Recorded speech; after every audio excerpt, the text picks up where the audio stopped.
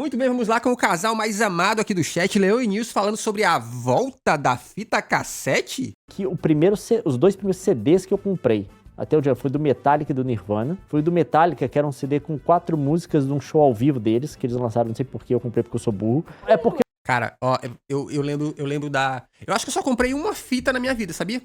Assim, pra mim. Eu lembro que a primeira fita que eu comprei, cassete, foi pra minha irmã, de uma banda de rock chamada Nazaré, sabe? Que escrevia Nazareth. Nunca entendi aquele rolê.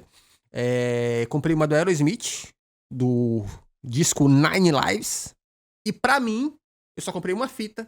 Foi a fita do Gabriel Pensador, 2345678. Porque eu queria Enter Sandman, do Metallica. Porque meu primo, eu vi na casa do meu primo e falei, eu quero isso daí. Aí eu fui na loja e esse álbum tinha, mas era um álbum que eles lançaram... Era um compacto. Não, que era tipo assim, eram 4 músicas de um show ao vivo. Era só pra fazer dinheiro que eles lançaram um álbumzinho. E aí eu me ferrei. E eu comprei... Nunca comprei fita porque não sou da época. do Nirvana também. Não foi a primeira vez que eu comprei música. Agora, gravar do rádio, eu gravei várias. A primeira vez que eu comprei música foi a fita do Gabriel Pensador. Eu lembro, gente, quando saiu uma reportagem do Fantástico, falando que no futuro a gente ia poder ver um programa assim que a gente quisesse. Só que não tinha, isso foi pré-internet. Sob demanda, né? Sob demanda, foi pré-internet, não tinha nenhuma tecnologia que tornasse isso assim viável. Ah, isso vai... Fita eu não comprei, mas tinha CD pirata do Gorillaz que amava. Caralho, Gorillaz, hein? Ser uma evolução dessa tecnologia. Então falava assim, é o negócio dos Jetsons, é o negócio do Star Trek, tá? E naquela... Inclusive, bom dia, boa tarde, boa noite, boa madrugada, pessoal do YouTube, hein? Na época que a gente vai explorando o espaço, a gente vai ter isso, provavelmente. Porque antes era assim, ser os jovens mancebos, o único jeito de assistir era, vai passar na televisão. Eu lembro que saía no Globo, eles publicavam lá no Rio, é o único lugar que todo mundo lia o Globo. Todo mundo fazia Vinha isso. todo dia a programação da Globo. Então você viu o que você queria ver e você via pelo horário. E se você tivesse algum compromisso, você já deixava o seu videocassete programado pra gravar naquele momento, entendeu? E quando dava... Ah, não, isso eu não peguei nem porque videocassete era coisa de rico, não tinha não. Qual você perdia? Eu lembro que uma vez eu tentei programar meu videocassete, acho que teve um pico de luz, ele perdeu a hora. Ele voltava pra meia-noite. O que eu perdi de coisa... Porque eu lembro uma época que eu queria gravar tudo. Uma época... Eu lembro que as locadoras cobravam uma taxa de rebobinamento. Tipo assim... Se tu devolvesse o filme sem rebobinar, pagava 50 centavos a mais, uma coisa assim. Minha mãe colocou DirecTV lá em casa, eu ficava o dia inteiro vendo MTV porque eu gostava de ver o clipe musical. Eu achava sensacional. Olha, DirecTV era rico. O negócio pra mim era de outro mundo. Eu tava vendo um programa, aí passava um clipe que eu queria. E a MTV repetia os programas depois de madrugada. Aí o que você fazia? Você programava pra madrugada. Você sabia o que era que ia passar. Eu lembro que tinha... Verdade. O do Casé, que a galera pedia clipe. Ó, Casé. O teleguiado passava 8 da noite, só que eu só via a reprise. A reprise passava, tipo, 1 da manhã. Eu só via a reprise, né? Porque 8 da noite é o horário mais disputado pra quem tem uma TV em casa. Os pais querem ver jornal e novela, você não tinha jeito. Aí, eu quero ver. Aí eles repetiam. Aí eu tinha que programar pra noite.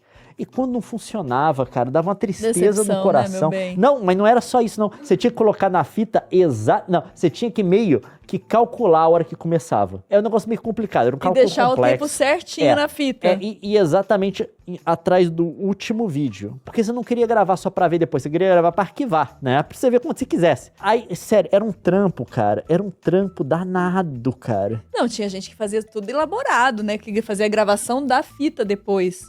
Você gravava de um videocassete pro outro. Não, tinha... Ah, não, aí é coisa de rico mesmo. Tudo isso. Tinha gente que ligava 2 videocassetes pra fazer organizado, exatamente. Vocês estão ligados, quando eu fui trabalhar em TV, a TV que eu trabalhava, ela, não é porque eu sou velho, tá? Simplesmente. É porque o canal de TV que eu trabalhava, ele tinha muito equipamento velho. Então, tipo, quando eu fui trabalhar lá, os comerciais que eu colocava no ar, ainda colocava por videocassete. Então, literalmente, eu tinha uma fita que eu deixava lá no ponto, pausada.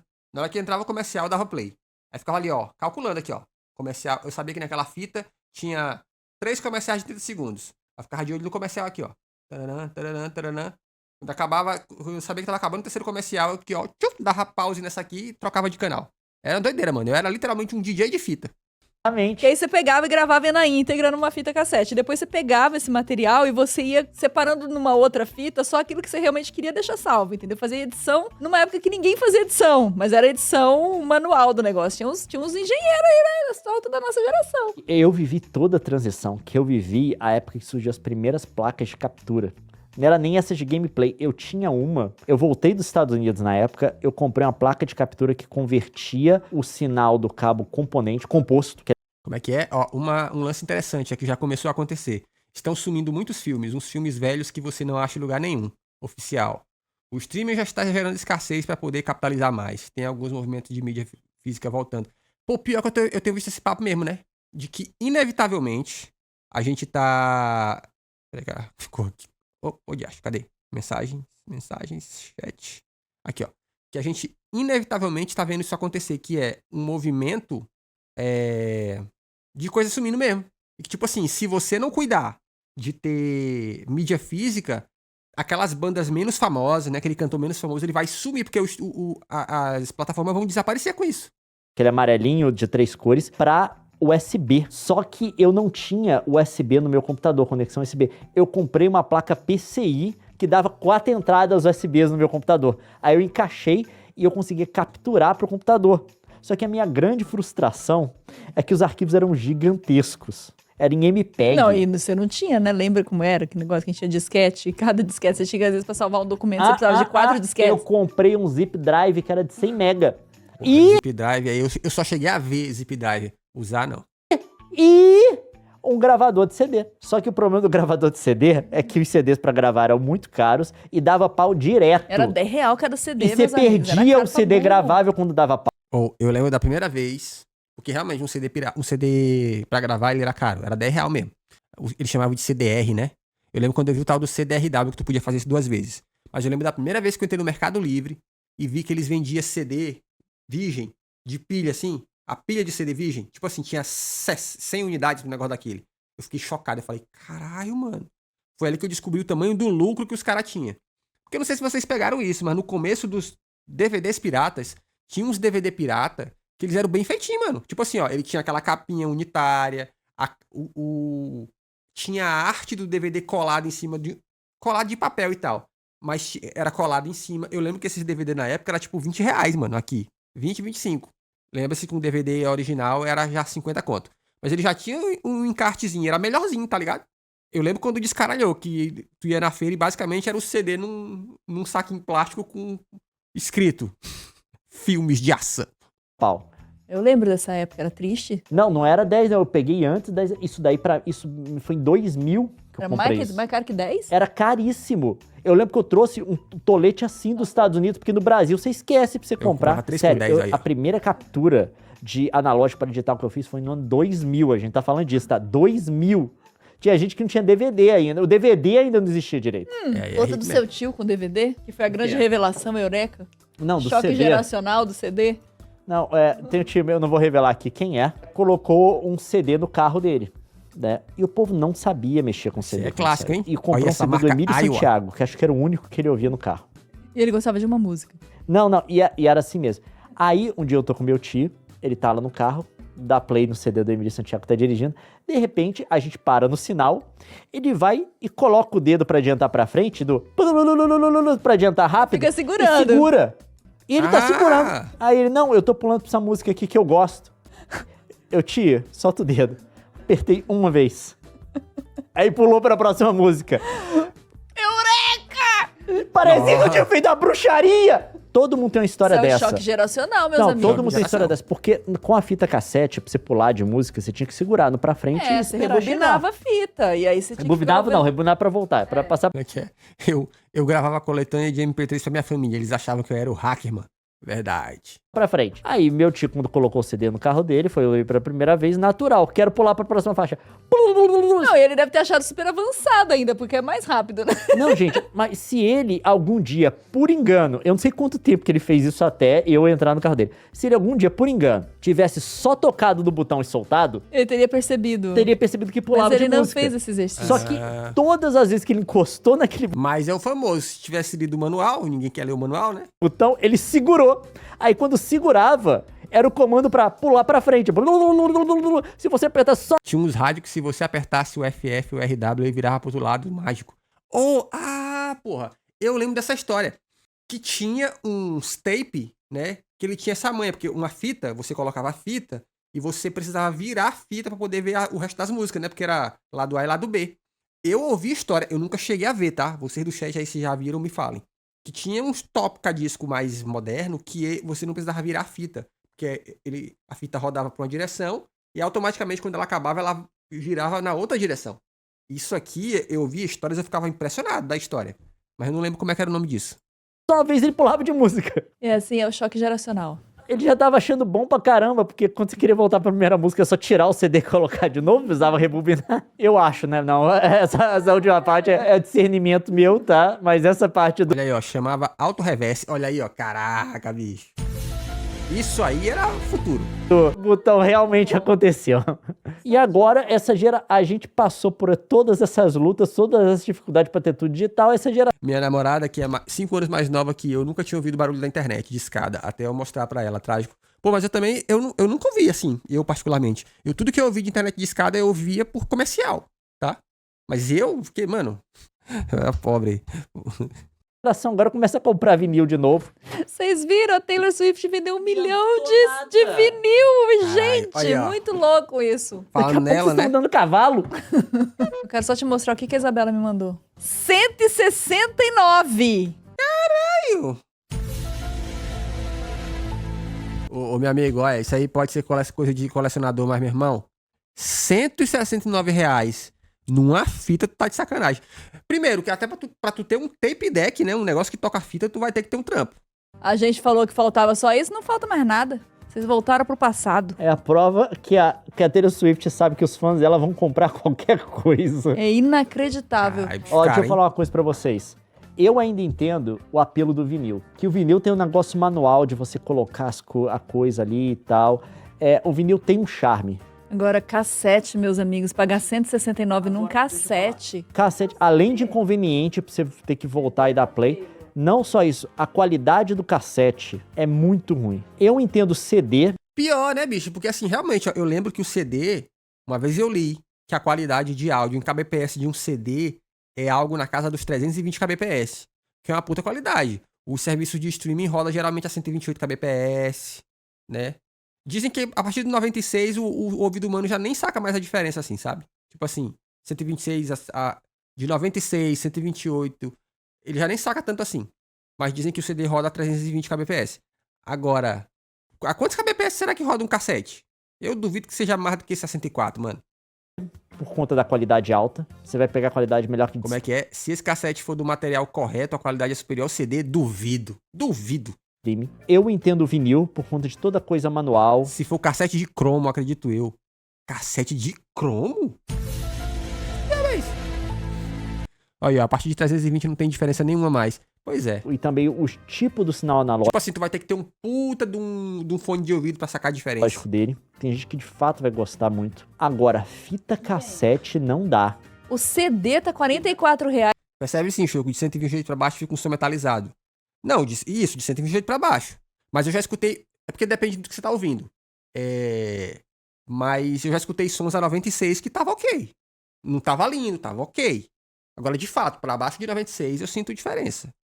Perceptível. Mas essa de 128 a 320 você percebe quase nada, mano. Tu tem que ter um bom fone pra tu sentir a diferença. A fita tá 169. Não é possível um negócio desse. Não, a galera compra coleção. Boatos de que o set do cassete é a quantidade de kbps. Agora eu tô curioso, peraí. Agora eu tô curioso. Quantos kbps? Vou meter um Google aqui. Ué, como é que eu vou... Agora eu fiquei curioso. Pra saber o que seria a qualidade de um cassete. Pois é, 1000 bits, 1 byte, mas foda-se. Eu não sei essa unidade de medida. Preciso de uma calculadora.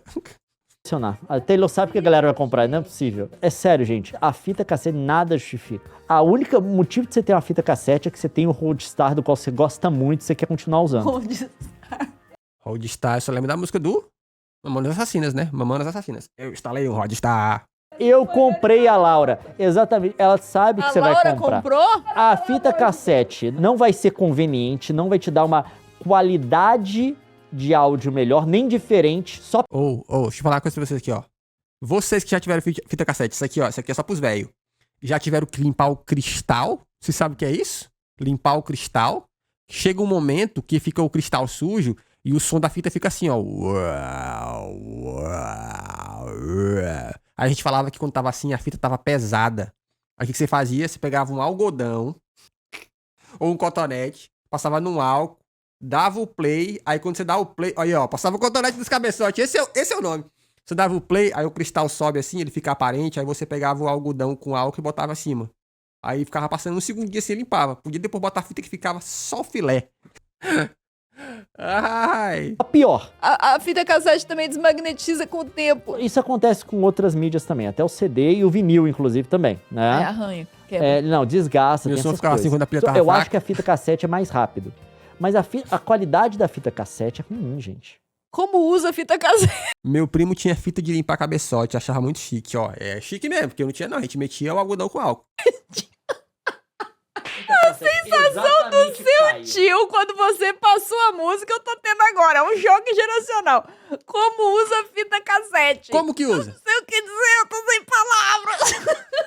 Mas eu vou dizer pra vocês, fita 169. cassete eu não entendo. CD eu entendo. CD de todas as que eu mais entendo é CD. A qualidade é melhor, 1. 2, você é dono da música. Você pode passar, você pode deixar de herança. Na verdade, eu até recomendo que a gente tenha as nossas músicas gravadas em pendrive, MP3, escambau, o que for. Porque, né, vocês viram o episódio que teve agora do Spotify tirando o álbum do Djavan. Eu acho que é muito controle você ceder para essas companhias, grandes companhias, o poder de definir o que tá no catálogo ou não. Então, eu recomendo que se você gosta de um autor, de um músico e tudo mais, você tenha mídia física da música dele, porque aí você não fica dependente. Essa é uma polêmica que tá rolando, o Spotify já devolveu, inclusive, o álbum do Djavan, mas a polêmica fica, porque o Djavan é um baita músico. E se for um músico mediano, que poucas pessoas conhecem e pelo qual ninguém vai lutar? Aí Inclusive, eu já escutei um papo da indústria, sabe, dos caras da indústria falando que no futuro é bem provável que Spotify da vida, sabe, esses caras, eles vão cobrar pra hospedar música neles. Tipo assim, ó, você que é um cantor pequeno, que não tem relevância, quer deixar tua música no Spotify, tu vai ter que pagar uma taxa pros caras. Não que você já não pague pra colocar lá, né? Você sabe, né, que quando você vai subir uma música no Spotify, você tem que subir por uma editora, uma coisa assim, você já paga uma grana. Mas a ideia é que esses caras vão te cobrar hospedagem de música, tá ligado? Isso vai acontecer, mano. pronto, tá apagada a obra do cara. Então isso é uma discussão que vale a pena a gente ter, entendeu? Aí eu não ligo pra ele mesmo, não. Vai mandar o Não, pague igual, servidor, tipo, Sixpence None the Richer. Pouca pessoa sabe que existe essa banda. Eu gosto muito dessa banda. Eu tenho uns 8 CDs deles. 8? Talvez 7. Não sei, não lembro a quanto. Mas assim, eu tenho toda a obra que eu gosto em CD, guardada na minha casa. Por quê? Vocês não conhecem Sixpence None the Richer. Na hora que sumir do catálogo, nem sei se tá no Spotify. Se some do Spotify, quem vai brigar por ele? Só eu? O Spotify vai mandar Vai ser um coquinho na sofrimentinho. descida. Entendeu? Então, assim, eu defendo aí. A galera da fita cassete gosta da Taylor, se bem que a Taylor nunca vai desaparecer, né, gente? Mas enfim. Mas tenha seus CDs, tenha seus discos, seus fitas cassetes, tenha mídia física, porque a gente nunca sabe como vai ser o apocalipse. A melhor opção seria você poder comprar e ter o direito de estocar as músicas sem DRM, sem proteção de direito autoral livre pra você, tá? Você ter num drive seu com backup e coisa do tipo. Tem algum serviço que vende desse tipo, aí seria o melhor. Agora, pra mim, o grande problema é essa falta de posse, meu. A gente não é dono das coisas, né? Se decidirem tirar o álbum que você gosta do serviço de streaming, não Ou você não é dono dessa música, mas você vai pagar por ela um caríssimo. existe mais. Pois é. Foda. Tá aí. Taylor Swift vendendo disco cassete a R$169. É um louco. Se inscreve no canal porque tem vídeo todo dia. Videozinho aqui exclusivo para membros. E obrigado.